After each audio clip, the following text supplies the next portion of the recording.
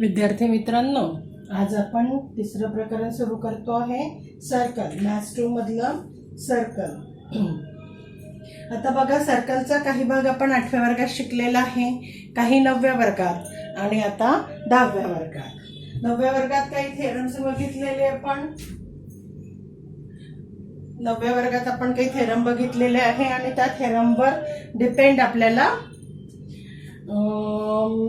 Problems या वर्गात solve करायचे. थेरमचं प्रूफ नाही आहे कोणतं ते बघू आता आपण. बघा, पहिल्यांदा याच्यामध्ये 3 सर्कल्सच्या डेफिनेशन आपल्याला रिकॉल करायचे ज्या आपल्या झालेल्या आहे 9th क्लासला.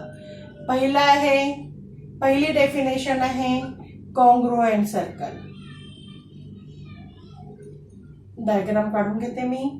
कॉन्ग्रुएंट सर्कल,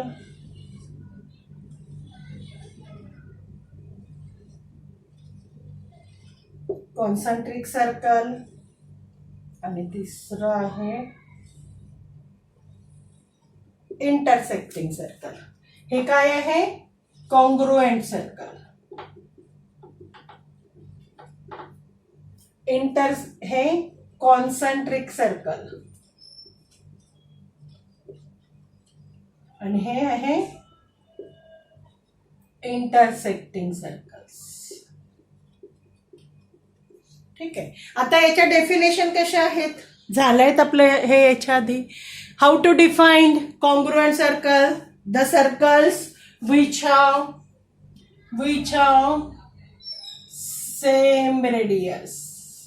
आता रेडियस 2 सर्कल आहेत म्हणून रेडियसचं हे घेऊ आपण अनेक वचन. काय आहे? Radii. Same radii. The circles which have same radii are called congruent circle. Concentric circles, the circles which have same center but different radii. बघा, काय आहे? Same center but different radii. आणि intersecting circles which intersect each other at 2 different points. Circles which intersect each other at 2 different points. बघा, पहिलं congruent circles, the circles which have same radii. Circles which have same radii are called congruent circles. Concentric circles, the circles which have same center but different radii. Center same आहे पण different radii असेल त्याला म्हणतात concentric circles. आणि intersecting circles, circles which intersect each other at 2 different point. Intersecting म्हणजे 2 different point मध्ये intersect करायला पाहिजे. आणि टचिंग सर्कल्स, आता इथे दिलेलं नाही टचिंग सर्कल्स, पण टचिंग सर्कल्स पण आपले झालेले आहे. टचिंग सर्कल्स म्हणजे विच टचेस ऍट पॉइंट.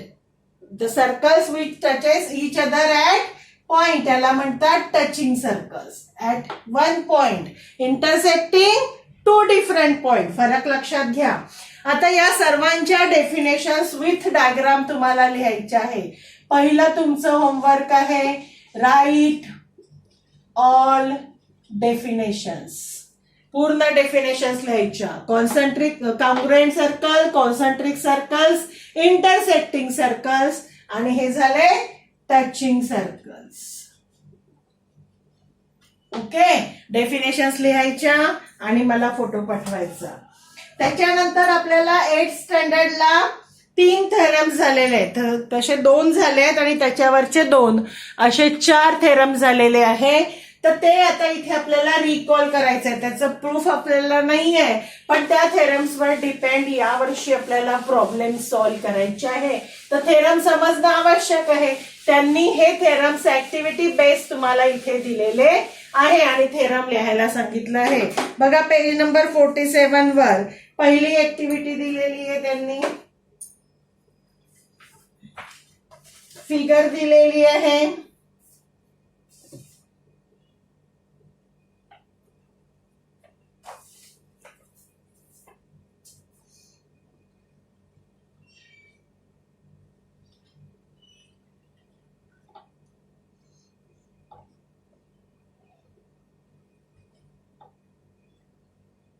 आठवली का डायग्राम?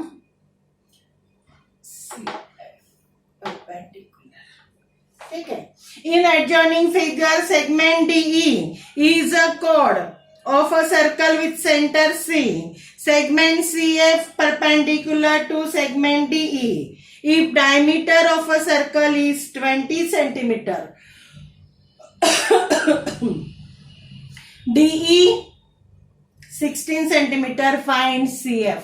आता हे CF फाइंड करण्यासाठी तुम्हाला कोणता थेरम वापरायचा आहे हे विचारलेलं आहे आणि त्याच्यावर तुम्हाला हे प्रॉब्लेम सॉल्व्ह करायचं आहे. आपण जॉईंट CD परपेंडिक्युलर दिलेला आहे, तर आपल्याला इथे कोणता थेरम रिकॉल करायचा आहे?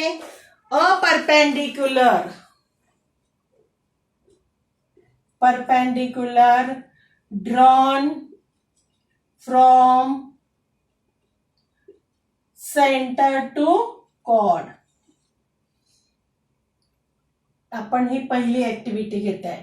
A perpendicular drawn from centre to chord of a circle bisects the chord. हा थेरम आहे जो आपण इथे वापरणार आहे, म्हणून मी त्याचं स्टेटमेंट लिहिलेलं आहे. तुम्हाला डायग्राम मध्ये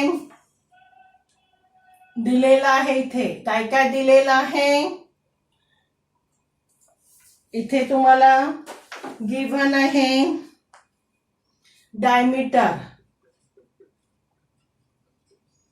diameter is equal to 20 centimeter and DE is equal to 16 centimeter. We have to find CF. आता या थेरम नुसार काय होईल? Therefore DE किंवा DF is equal to half DE. Half multiplied bye DE 16 म्हणजे DF झाला तुमचा 8. DF 8 आहे. डायमीटर दिलेला आहे, त्याच्यावरून तुम्ही रेडियस फाइंड आउट करू शकता. रेडियस म्हणजेच काय आहे? CD. काय होईल ती? 1/2 मल्टिप्लाइड बाय 10 सेंटीमीटर. हा झाला 10 सेंटीमीटर. कसं काढाल? Using Pythagoras. In triangle CFD, angle F is equal to 90 degree.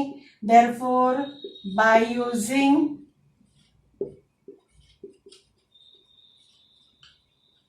Pythagoras theorem, काय होईल Pythagoras theorem? CD square is equal to CF square plus DF square. CD 10 square, CF find out करायचं आहे. DF 8 square. 10 चा square 100, 8 चा 64, इकडे आणलं -64, 36. Therefore CF is equal to 6. बघा आलं का? ऍक्टिव्हिटी तुम्हाला दिलेली आहे. ऍक्टिव्हिटी 1 मध्ये एक प्रॉब्लेम दिलेला आहे आणि ते प्रॉब्लेम सॉल्व्ह करायचे आहे. पण ते सॉल्व्ह करताना तुम्ही कुठला झालेला थेरम लावणार आहे तो थेरम विचारलाय. कोणत्या थेरमवर बेस्ड आहे problem? A perpendicular drawn from centre to chord of a circle bisects the chord. याच्यावर हे थेरम आहे. या थेरमवर बेस हे प्रॉब्लेम आहे. ऑब्झर्व करा तुम्ही.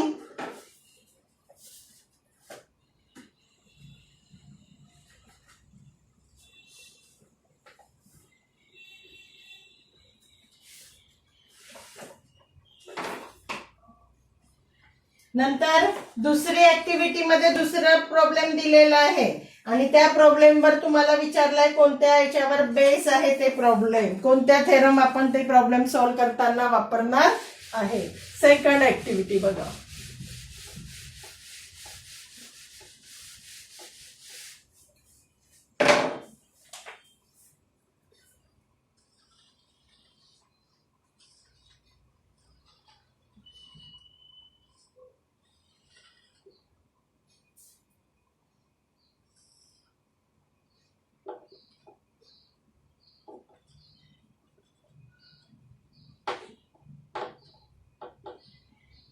बघा काय दिलंय, इन द ऍडजॉइनिंग फिगर, हे काय आहे, ऍक्टिव्हिटी 2.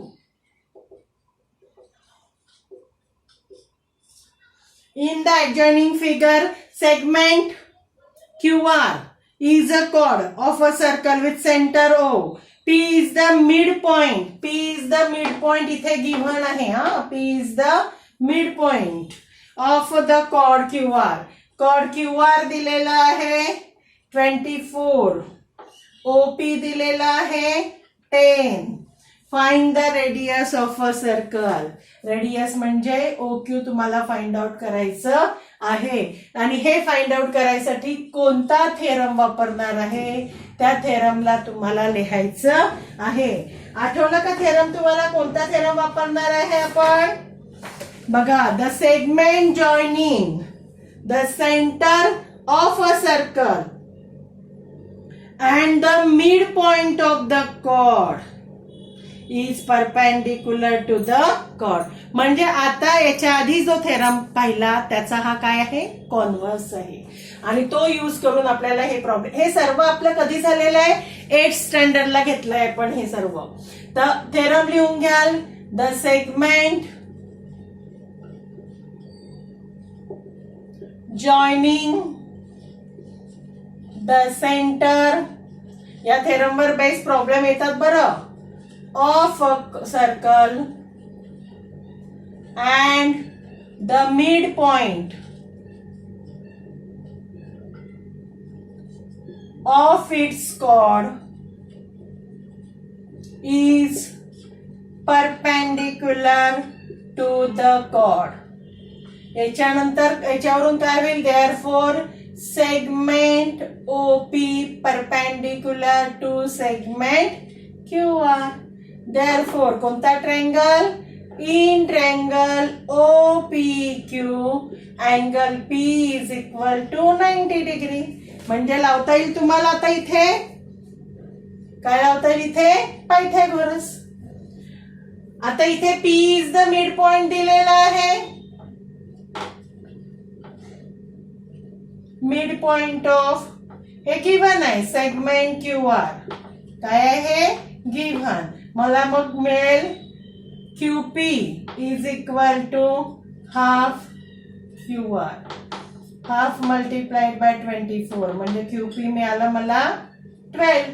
हे 12 मिळालं. OP दिलेलं आहे 10. पायथागोरसनी रेडियस काढता येईल, रेडियस म्हणजे OQ काढता येईल आपल्याला. चला काढू.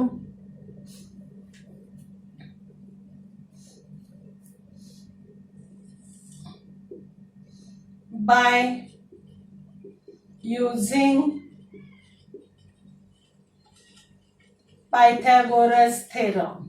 काय होईल, OQ square is equal to OP square plus QP square. OQ काढायचं आहे, OP आहे 10 स्क्वेअर प्लस 12 स्क्वेअर, 100 144.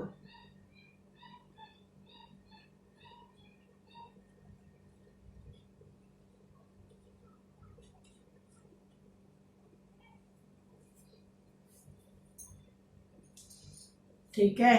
आता बघा याचे फॅक्टर्स कसे पडतात. फॅक्टर्स तर पडणार नाही. 2 फॅक्टर्स काढून त्याला सिंपल फॉर्म मध्ये आणा. ठीक आहे. आपल्याला रेडियस विचारलेली आहे. सपोज नाही पडले फॅक्टर्स, therefore इथे लिहायचं रेडियस इज इक्वल टू √2 संपलं प्रॉब्लेम. मेन ऍक्टिव्हिटी मध्ये तुम्हाला काय विचारलेलं आहे, थेरम. ओके, चला तिसऱ्या ऍक्टिव्हिटी मध्ये तुम्हाला 2 दिलेले आता इथे पेज नंबर 48 वर. The chord which are equidistance from the centres are equal in length. Centre पासून सारख्या अंतरावर असणारे कॉर्ड कसे असतात, कॉन्ग्रुएंट असतात. आणि नंतर कॉन्ग्रुएंट जर कॉर्ड असतील तर ते इक्विडिस्टन्स फ्रॉम द सेंटर असतात. हे 4ही हे तर 2 प्रॉब्लेम मध्ये लिहायचे आहे आणि हे 2 दिलेले असे 4ही थेरम्स तुम्हाला फक्त त्याचे स्टेटमेंट लिहायचे आहे आणि ते लर्न ठेवायचे आहे कारण आपल्याला प्रॉब्लेम्स मध्ये ते वापरायचे आहे. परत एकदा मी रिकॉल करते. पहिला थेरम आपण बघितला, the perpendicular drawn from the centre of a circle to the chord, म्हणजे सेंटर पासन जर कॉर्डवर काढलेला परपेंडिक्युलर कॉर्डला बायसेक्ट करतो. Bisect means making 2 equal parts. याचं कॉन्व्हर्स आहे, the segment joining the centre and the mid point of the chord is perpendicular to the chord. जर कॉर्डचा मिड पॉइंट आणि सेंटर यांना जॉईन करणारा सेगमेंट हा नेहमी कॉर्डला परपेंडिक्युलर असतो. तिसरा आहे, जर कॉर्ड तुमच्या कॉन्ग्रुएंट असतील, जर एका सर्कलमध्ये 2 कॉर्ड दिल्या असतील तर ते कॉन्ग्रुएंट असतील तर त्या सेंटर पासनं इक्वी डिस्टन्स म्हणजे सारख्या अंतरावर असतात. आणि चौथा आहे, जर तुमच्या कॉर्ड्स ह्या सेंटर पासनं सारख्या अंतरावर असतील, इक्वी डिस्टन्स असतील तर त्या कॉन्ग्रुएंट असतात. The chords of a circle equidistance from the centre of a circle are congruent. ह्या 4 गोष्टी आपण इथे शिकलेलो आहे. नंतरचा भाग आहे याच्यामध्ये, let's learn circle passing through 1 point 2 point and 3 point. आता एका पॉइंट मधनं किती सर्कल जातात, 2 पॉइंट मधनं आणि 3 पॉइंट्स मधनं किती सर्कल जातात. आता या एका पॉइंट मधनं जाणारे किती असतील, इनफायनाइट सर्कल्स असतात. इनफायनाइट त्याच पद्धतीने 2 पॉइंट मधून जाणारे सुद्धा इनफायनाइट सर्कल राहील आणि 3 पॉइंट्स मधनं जाणारे सर्कल असतात 1 आणि 1, जे 3ही पॉइंटला घेऊन चालेल अशा एकच सर्कल असतो. आणि 3 कोणते पाहिजे, हे नॉन कोलिनियर पॉइंट्स. कोणते पाहिजे, हे नॉन कोलिनियर पॉइंट्स. आणि 3 जर कोलिनियर पॉइंट असेल तर याच्यामधून सर्कल जात नाही. बघा पेज नंबर 49 वर तुम्हाला लेट्स रिकॉल मध्ये दिलेलं आहे, लक्षात ठेवायचे आहे. फिल इन द ब्लँक्स किंवा ऑब्जेक्टिव्ह जे क्वेश्चन्स असतात त्याच्यात विचारतात. Infinite circle passes through 1 point, infinite circle passes to 2 distinct points. There is a unique circle. Unique म्हणजे one and only one circle passing through 3 non-collinear points. हे 3 points कसे पाहिजे, non collinear points पाहिजे. आणि no circle can be pass through 3 collinear points. या points मधनं कोणतंही circle pass होत नाही. ह्या 4ही गोष्टी तुम्हाला लिहायच्या आहे. ठीक आहे. नंतर आपल्याला शिकायचं आहे सेकंड अँड टँजियंट. सेकंड म्हणजे काय आणि टँजियंट म्हणजे काय. ठीक आहे. आता ती शिकायसाठी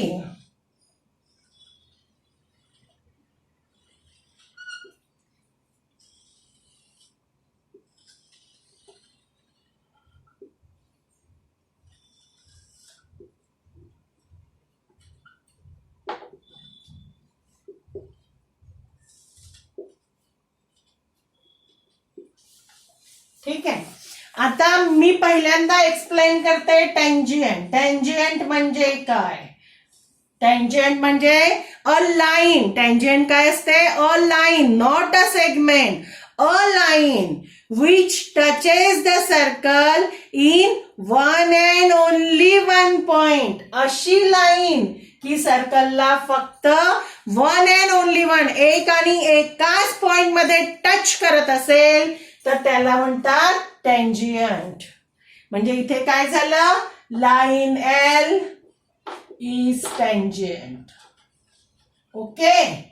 नंतर अ लाईन, परत ही पण लाईनच आहे. आता आपण काय बघतोय, हे सिकंड. आपण काय बघतोय, second. A line which touches the circle in 2 different points. 2 different points. A line. इथे a line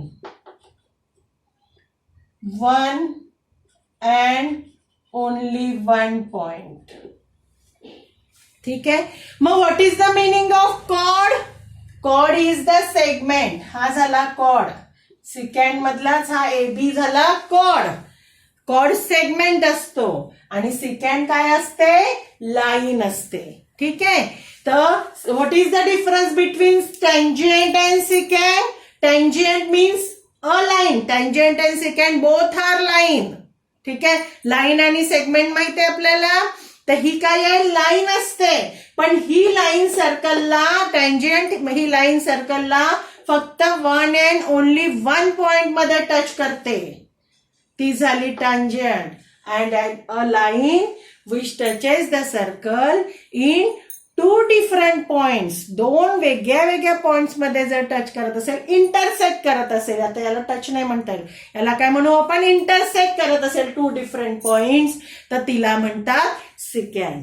तर आता याच्या दोन्ही डेफिनेशन, टँजंटचे डेफिनेशन आणि सेकंडचे डेफिनेशन तुम्हाला लिहायची आहे आणि डायग्राम्स काढायचे आहे. ओके, लिहिता येईल सगळ्यांना. आता याच्यानंतरचं आहे टँजंट थेरम. आता या टँजंट थेरमचं प्रूफ हे इनडायरेक्ट मेथडनी प्रूव्ह करता येतं. इनडायरेक्ट आणि डायरेक्ट थेरम प्रूव्ह करायच्या दोन मेथड आहे. आपण मागच्या वर्षी 9च्या पहिल्या लेसन मध्ये बघितलेलं आहे, डायरेक्ट मेथड आणि इनडायरेक्ट मेथड. तर याचं प्रूफ आहे इनडायरेक्ट मेथड. तर इनडायरेक्ट मेथडचे सर्व प्रूफ्स तुमच्या पुस्तकातून वगळण्यात आलेले आहे. फक्त थेरम ठेवायचा आहे तो. आता मग थेरम लक्षात ठेवायचं म्हणजे त्याचं स्टेटमेंट लक्षात ठेवायचं आहे. बघा काय थेरम आहे. A tangent at any point of a circle is perpendicular to the radius at the point of contact. बघा, मी एक O, line L is the tangent which touches the circle at point A. म्हणजे इथे या theorem नुसार OA perpendicular to line L असं होतं. बघा, in figure point O is the center of a circle and line L is the tangent of a circle. मग by theorem, by कोणता थेरम? Tangent theorem. Segment OA perpendicular to line L. Tangent थेरमने काय होईल की OA हा perpendicular असतो म्हणजे रेडियसला. Tangent is perpendicular to radius. What is the tangent theorem? Tangent is perpendicular to the radius. याचं प्रूफ आपल्याला घ्यायचं नाहीये, पण थेरम आपल्याला घ्यायचा आहे कारण प्रॉब्लेम्स मध्ये आपल्याला तो यूज पडतो. आता या थेरमचं कॉन्व्हर्स घ्यायचं आहे. आता कॉन्व्हर्स परीक्षेत थेरम प्रूव्ह करायला विचारत नाही, पण एखाद्या 2 मार्काचं उदाहरण म्हणून येऊ शकतं, म्हणून आपण त्याचं प्रूफ घेणार आहोत आपण. ठीक आहे. कॉन्व्हर्स, आता टँजंट थेरमचा कॉन्व्हर्स आपण असं करू.